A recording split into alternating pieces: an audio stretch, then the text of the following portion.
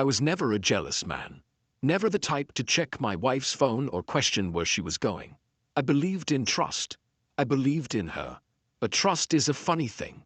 It only works when both people respect it. It started with a lie so small it could have slipped past me. A Saturday morning, Emily kissed me goodbye, said she'd be at a business conference all weekend, and walked out the door with a suitcase. I didn't think twice about it. But later that day, I ran into one of her colleagues, Dave, at a coffee shop. Casual conversation. I asked how the conference was going. Dave frowned. What conference? And just like that, something in my brain snapped into focus. I laughed it off, pretended I must have misunderstood. But inside, my heart was hammering. I went home, sat on the couch, and stared at the wall for a long time. There was a part of me that wanted to ignore it, pretend it was nothing. But another part of me, the part that knew my wife, that knew something had been off for months, couldn't let it go. I started thinking about all the little things I had ignored. The nights she stayed late at work, the way she turned her phone screen away from me, how she suddenly started dressing like she was trying to impress someone new. But the worst part, the way she looked at me lately, like I was furniture, like I was a background character in her life. I needed proof. Called her. She didn't pick up. I sent a text. No response. That wasn't unusual. Emily was the type to get so busy, she forgot to text back. But now it felt like something more.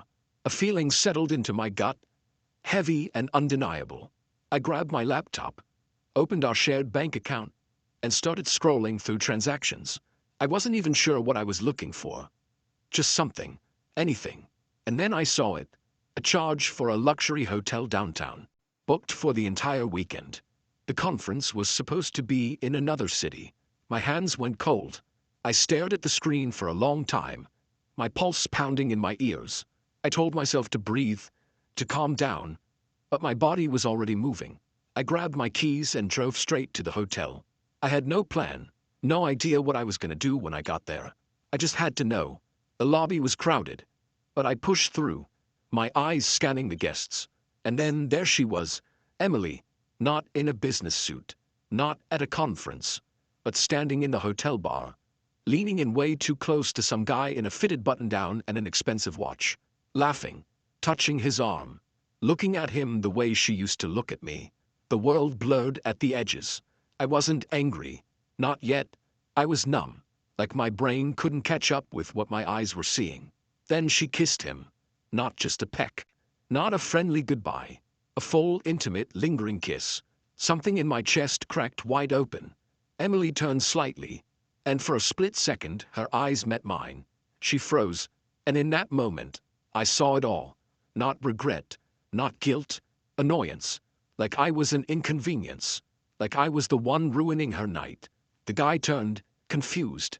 Emily grabbed his arm, whispered something, but I was already walking toward them. And for the first time in my life, I had no idea what I was about to do. Emily's eyes darted around like a cornered animal. Her brain was working overtime, trying to figure out her next move. She stepped away from the guy, but not fast enough. I had already seen everything. The way her hands lingered on his arm. The way she kissed him like I didn't exist. Like our entire life together was just some side plot in the story of her life. Ethan, she started. But I wasn't in the mood for whatever excuse she was about to spit out. I turned to the guy. He looked confused, like he had no idea what was happening. "Who are you?" I asked, my voice steady. Too steady. I felt like a volcano waiting to erupt. He hesitated. I'm Jack." I nodded slowly. "Jack, cool. And how do you know my wife?" His face twitched. His eyes flicked to Emily. And that's when I knew. He hadn't known. Emily hadn't told him she was married. Jack's face went pale. His mouth opened like he was about to say something. But Emily grabbed his arm, squeezing hard. "Ethan, you're making a scene." I laughed. A real, genuine laugh, because that was unbelievable. "I'm making a scene? You're in a hotel with another man and I'm the problem." Emily's jaw clenched. "Let's just go somewhere private and talk." Jack looked at her like she had just slapped him across the face. "You're married." Emily exhaled sharply. Like this whole situation was so inconvenient for her. "Jack, Let me explain. He ripped his arm away. Are you serious right now? I folded my arms, watching the two of them. Jack ran a hand through his hair, his face twisting in disgust. Emily's voice dropped to a harsh whisper. Ethan, you don't understand what's going on. I tilted my head. Oh, please, enlighten me. And that's when she did something that almost made me lose it. She rolled her eyes, like this whole thing was so dramatic, like I was being so unreasonable. I took a slow breath. Don't lose it here. Not yet. Jack looked between us, piecing it together. How long? I turned to him. Good question. How long, Emily? She crossed her arms. Does it matter? My hands curled into fists. Jack let out a sharp laugh, but there was no humor in it. Wow, you really had me fooled. He turned to me. I had no idea, man. I swear. For some reason, I believed him. Emily's eyes were on me now, calculating. She thought she could talk her way out of this. That's what she always did. Ethan, I was going to tell you. I smiled. Oh, before or after you slept with him? Jack flinched. Emily's face darkened. We didn't. I held up a hand. Don't even try to lie right now. She clenched her jaw. I deserve to be happy, Ethan. I let out a slow breath. And I guess I was just, what? Some obstacle in the way of your happiness. She didn't answer. And that told me everything I needed to know. Jack shook his head. I'm out. He turned and walked off without another word. Emily turned back to me. Ethan, please. Can we? No, she blinked. What? No, Emily. We can't. I took a step closer, lowering my voice. You don't get to do this. You don't get to break our marriage and then act like I owe you a conversation. Her lips parted slightly, like she was about to argue. But I didn't give her the chance. I turned and walked away. But this wasn't over. Not even close. I didn't go home. Couldn't. Not yet. I drove around for hours, gripping the wheels so hard my knuckles ached. My mind kept replaying that moment in the hotel lobby. Emily's lips on his, the way she looked at me with annoyance instead of guilt. Like I was the problem. Like I was interrupting her fun.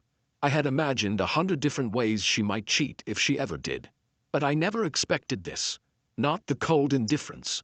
Not the disrespect. At some point, I pulled into a gas station parking lot and just sat there, staring at my phone. She hadn't called. She hadn't texted. Nothing. She wasn't worried about me. She wasn't panicking about getting caught. She wasn't trying to explain herself. That told me everything. Emily had checked out of our marriage long before I caught her. And suddenly, my anger shifted into something else. Clarity. I wasn't going to argue. I wasn't going to beg. I wasn't going to fight for someone who had already replaced me. Now, I was going to bury her. I opened our shared phone plan, pulled up her call logs and started scrolling. And there he was. Jack's number. Dozens of times over the past few months. Calls at odd hours. Late at night. Early in the morning. I kept scrolling. There were other numbers too. Some I didn't recognize. My pulse spiked. How many were there? I copied the numbers, pasted them into Google. Some were dead ends. But one hit hard. It wasn't another man. It was a divorce attorney. Emily had been planning this for months. That was the moment the last piece of the puzzle fell into place. She wasn't just cheating. She was setting me up. I had heard stories of people getting blindsided by divorce papers, their spouses draining accounts, setting them up to fail. Emily wasn't sorry because she had already moved on. She was going to screw me over and leave me in the dirt, and I had just caught her too soon. I leaned back in my seat, my mind racing. If she wanted to play dirty, fine. I was about to take this game to a whole new level that I didn't sleep that night. Instead, I sat in my car outside our house, staring at the dim glow of the bedroom window. She was home, probably showered, slipped into bed like nothing happened, like she hadn't just burned our marriage to the ground. Could have walked in, confronted her again, screamed, thrown things, demanded answers. But I didn't, because I had a better plan. Emily wanted to blindside me with divorce, wanted to sneak around behind my back, lining everything up so she could walk away with the upper hand. Fine. Let's see how she liked it when I was the one pulling the strings. First, I needed leverage. Emily was smart, cold, calculating. She had been planning this for months, That meant she had been careful. No paper trails. No obvious bank transfers. She wasn't about to leave me with a financial mess unless she thought she could get away with it. But here's the thing, people like Emily, they always get sloppy when they think they're untouchable. And I was gonna find exactly where she slipped up. The next morning I played it cool. Walked into the house like I wasn't onto her. She was in the kitchen, drinking coffee, scrolling through her phone like nothing happened. She didn't even flinch when she saw me. "Morning," she said, casual as ever. I stared at her, almost in awe of how little guilt she had. How easy it was for her to sit there and pretend like she hadn't just thrown away 8 years of marriage. I forced a smile. "Morning." She arched a brow. "You didn't come home last night." There it was. The test. She wanted to see if I was gonna break, if I was gonna confront her again. I shrugged. Needed time to think. Her lips curled slightly. She thought she had already won. That's when I knew for sure. Emily wasn't afraid of losing me. She was waiting for me to find out, because she was done. But she had underestimated me. I sipped my coffee. "You were out late." She didn't blink. "Conference ran late." That was almost funny.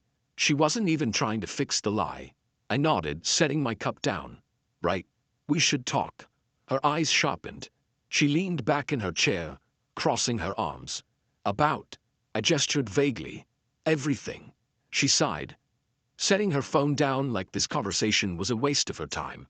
"Ethan, look, I don't think this is working anymore. And I don't want to fight about it." She wasn't apologizing. She wasn't begging for forgiveness. She was done. And I smiled, because she had no idea that I wasn't just gonna let her walk away clean. "You're right," I said. "It's not working." She blinked. That threw her off. But before she could recover, I stood up. "I'll pack some things. Give us both space to figure this out." Emily nodded, already looking back at her phone. That's probably for the best. She thought she had won. She thought I was gonna slink away, let her control how this ended. But what she didn't know was that I had already made some calls. And by the time she realized what was happening, it would be too late. I played my part perfectly. Over the next few days, I made it seem like I was broken, quiet, withdrawn. I let Emily think I was drowning in heartbreak while she went about her life, still glued to her phone, barely acknowledging me. She had already checked out. But what she didn't know was that while she was busy texting whoever the hell she'd replace me with, I was building my own case. Emily had made one mistake. She underestimated me. She thought I would just accept this. She thought I wouldn't fight back. But I wasn't going to let her walk away from this with everything she wanted. Not after what she did. And then I found it. The slip-up. It was buried deep in our finances. A small, very specific transfer from our joint account to one of her personal ones. Not huge. Just enough to go unnoticed. But when I looked closer, I found more of them. And that's when it hit me. Emily had been slowly siphoning money out of our account, preparing to leave, preparing to make sure that when she left, I'd be the one left struggling. She was planning to drain me dry. And that was all the fuel I needed. I called a divorce lawyer the next morning. A good one. I didn't ask about settlements. I didn't ask about splitting assets. I asked how I could obliterate my wife's plan before she even knew I was onto her. And the lawyer, he laughed, because apparently, Emily had made a lot more mistakes than I thought. Mistake number 1. The secret money transfers, illegal. Marital fraud. Mistake number 2. The hotel charges. If I could prove she used our shared finances for her little affair, that's considered financial misconduct, which meant I could use it against her in court. Mistake number 3. She had no idea I had a lawyer first, which meant I controlled the timeline. And I wasn't going to sit around waiting for her to serve me papers. I was going to hit her first, and I was going to make sure it hurt. But I wasn't done yet. No, I had one more move to make before I pulled the trigger on this. Because Jack, her little side piece, he didn't know everything. And I was about to make sure he found out in the most public way possible that I didn't just want revenge. I wanted spectacle. Emily had spent months playing me for a fool, sneaking around, setting up her escape plan like I was some obstacle to get past. She thought she had everything under control. She thought she could cheat, steal, and discard me on her terms. But now I was pulling the strings. And the first thing I did was make sure Jack, the poor bastard she'd been fooling around with, got the full picture. I tracked down his wife. Yes, his wife. Because of course, Emily hadn't just picked some single guy to screw around with. No, she had gone for another married man. Her arrogance astounded me. It wasn't even hard to find her. A quick search of Jack's name led me straight to his social media. And there she was, Lisa. Pretty, well put together, smiling in photos with their 2 young kids. My stomach twisted when I saw them. Because that was who Emily had been laughing with in that hotel lobby. A man who had a family. A wife who had no idea she was being played just like me. Well, that was about to change. I met Lisa in a quiet little cafe. Just the 2 of us. She thought she was meeting an old work contact of Jack's. I let her sit down. Let her take a sip of her coffee. Then I slid my phone across the table. A picture of Emily and Jack, together. The hotel charges. The call logs. Lisa's hand shook as she picked up the phone. Scrolling through the evidence. First she looked confused. Then her face went pale. She sucked in a sharp breath. Jack? I nodded. Yeah. She swallowed hard, staring at the screen. Then, slowly, she looked up at me. How long? I exhaled. Months. Maybe longer. Her jaw clenched. She wasn't crying. Not yet. I leaned forward. Lisa, I'm not telling you this just to hurt you. I needed to know if you'd want to do something about it. She blinked. What do you mean? I smirked. I mean, why let them control how this ends? Why let them get away with it? Lisa was silent for a long moment. Then, slowly, a new look settled over her face. Not sadness. Rage. What are you thinking? She asked, voice quiet but sharp. I grinned. I'm thinking we make this public. And that was how the real plan was set in motion. Emily thought she had won. But she had no idea that in just a few days, she'd be standing in the middle of a party, drink in hand, when I walked in with Lisa by my side. And what happened next was truly unbelievable. Lisa didn't waste time. She was furious. But unlike me, she wasn't the type to sit and stew over it. She wanted action. She wanted to ruin them. And honestly, I admired it. We spent the next few days planning, texting back and forth, sharing every scrap of evidence we had. Hotel receipts, bank transfers, screenshots of messages I pulled from our phone records. But the best part? Lisa had something I didn't, Jack's schedule. And that's when she dropped the perfect opportunity into my lap. Jack and Emily were supposed to be at a high-profile corporate party that weekend. One of those fancy networking events full of executives, colleagues, and important people who absolutely would not want to be associated with a messy, scandalous affair. And Lisa had an invitation. All I had to do was show up by her side and let the chaos unfold. The night of the party, I dressed sharp. A tailored suit, polished shoes, the kind of look that said I'm completely unbothered, but I'm about to burn your world down anyway. Lisa, she looked stunning, like the kind of woman who walked into a room and commanded attention. We stepped into that ballroom like we owned the place. And then we saw them, Emily and Jack, standing near the bar, laughing with a group of people, like they were untouchable, like they hadn't spent months sneaking around, lying, planning their perfect little escape. Lisa and I exchanged a glance. And then, with the calmest, most deliberate steps, we walked straight toward them. I swear, time slowed the second Emily saw me. Her smile froze, her entire body tensed, like a puppet whose strings had just been yanked. Jack turned, confused at first. Then his face drained of color when he saw Lisa. She didn't give him a chance to react. Oh, don't stop your conversation on our account, Lisa said, voice smooth as silk. Go on, Jack. Tell everyone here how you've been cheating on me with this woman for the past few months. Dead silence. People turned, heads snapped toward us. Conversations halted. Jack's mouth opened and closed like a fish gasping for air. Emily went white. I smiled at her. Oh, don't look so surprised, sweetheart. What, you thought I wouldn't figure it out? Her eyes burned into mine. Pure panic setting in.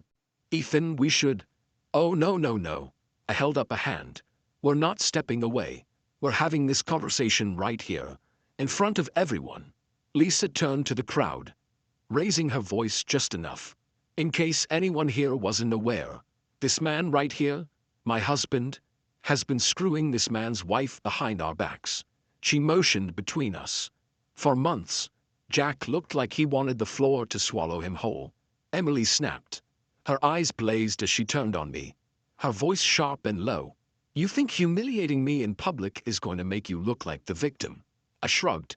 I don't need to make myself look like anything, Emily. You did all the work for me. Murmurs spread through the room. People whispering, staring, looking at Emily like she was toxic waste. Jack, desperate, reached for Lisa's arm. Babe, please? Lisa slapped his hand away. Do not touch me. I watched Jack's face twist. His jaw clenched so tight it looked painful. Then Lisa delivered the final blow. You know what's funny? She said. I checked our bank accounts before coming here. Jack drained thousands of dollars from our savings. She shot him a sickeningly sweet smile. Guess what? That's financial fraud in a marriage. Jack blanched. Lisa folded her arms. And you know what else? I had a lovely chat with your boss earlier today. You know, the one who really cares about company ethics. Jack's head snapped up. Pure panic in his eyes.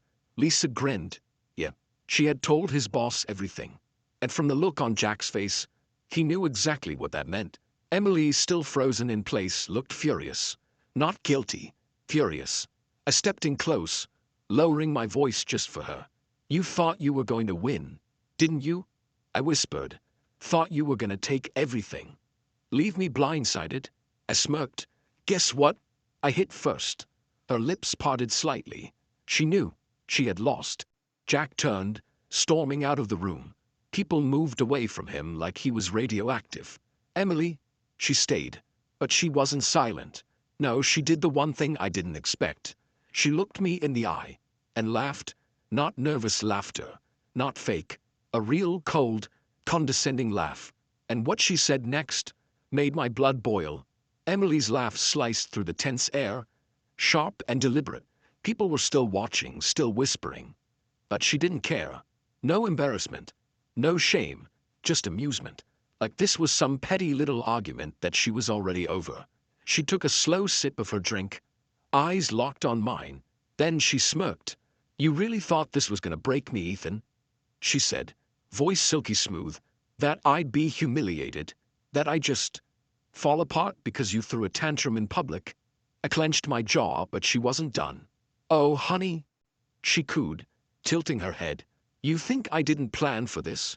That set something off in me. I stepped in close, my voice low enough for only her to hear. You planned to get caught. Her smirk widened. I planned to win. And you know what's funny? She leaned in, her perfume thick and sickly sweet. I still will. I could feel my pulse hammering.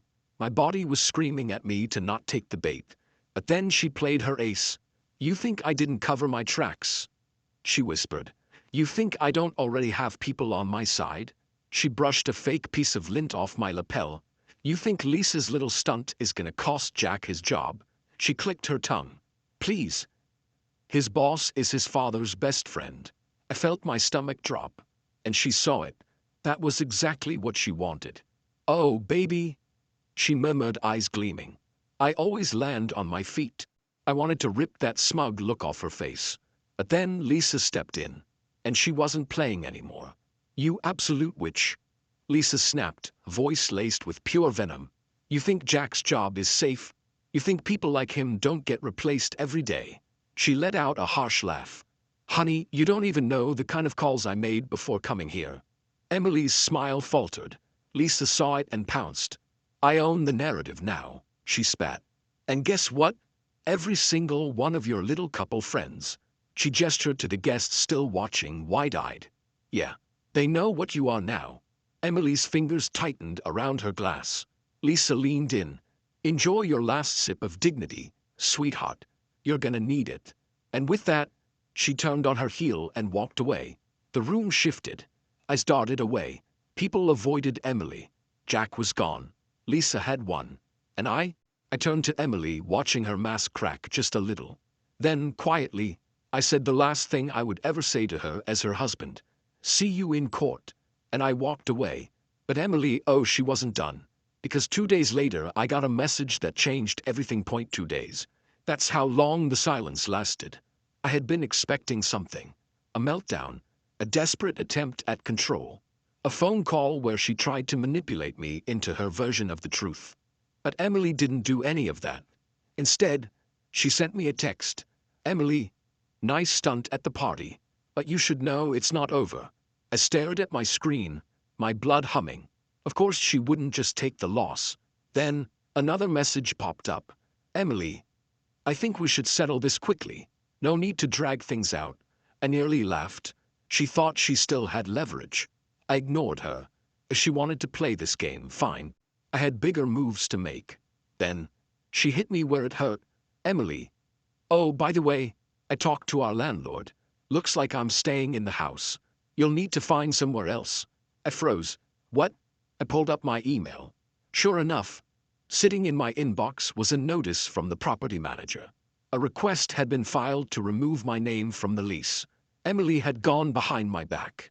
Again, my vision whitened with rage. I had lived in that house just as long as she had, paid the bills, handled the repairs. But now, she was trying to push me out. That's when I realized Emily wasn't done playing dirty. She was going to come after everything. The house, the money. She wanted to make sure that when she walked away, I had nothing. And that was the moment I knew I couldn't just win. I had to destroy her. I picked up the phone and called my lawyer. "Change of plans," I said, my voice deadly calm. "We're not just divorcing. We're going for the throat." And what happened next made the party look like a warm-up act that I didn't just fight back. I obliterated her. Emily thought she had the upper hand. She thought she could cut me out of the house, bleed me dry, and walk away smug and victorious. But what she didn't realize, I had every single receipt. First, I got my lawyer to hit her with a formal fraud claim. Those secret bank transfers, the ones where she had been slowly funneling our money into her personal account, illegal.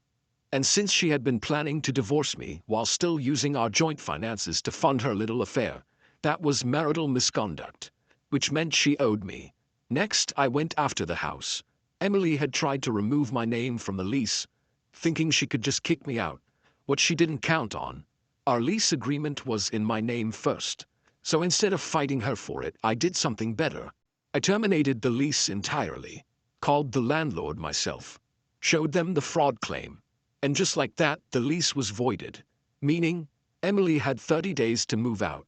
No house, no safety net, nowhere to go. And oh, it got worse for her, because remember Jack? Yeah, Lisa wrecked him. She filed for divorce immediately with evidence. Since she had screenshots, financial records, everything, Jack was screwed. Not only was he looking at a brutal divorce settlement, but Lisa had also personally made sure his company knew about his little extracurricular activities. Turns out, Daddy's best friend wasn't willing to cover for a liability. Jack got fired. And Emily, well, she suddenly found herself without a sugar daddy to fall back on. And the final nail in her coffin, she got served with divorce papers before she could serve me. I beat her to it. And because I filed first with all the evidence of her infidelity, her financial fraud, and her attempted manipulation of our assets, Emily was left with nothing. No house, no money, no winning hand. She tried to fight it, tried to cry in court, play the victim, act like I was the monster. But the judge took one look at the mountain of evidence I had, listened to her pathetic excuses, and ruled hard in my favor. Emily didn't just lose, she got demolished. And when it was all said and done, she sent me one last message. "Emily, I hope you're happy." I stared at it for a long moment.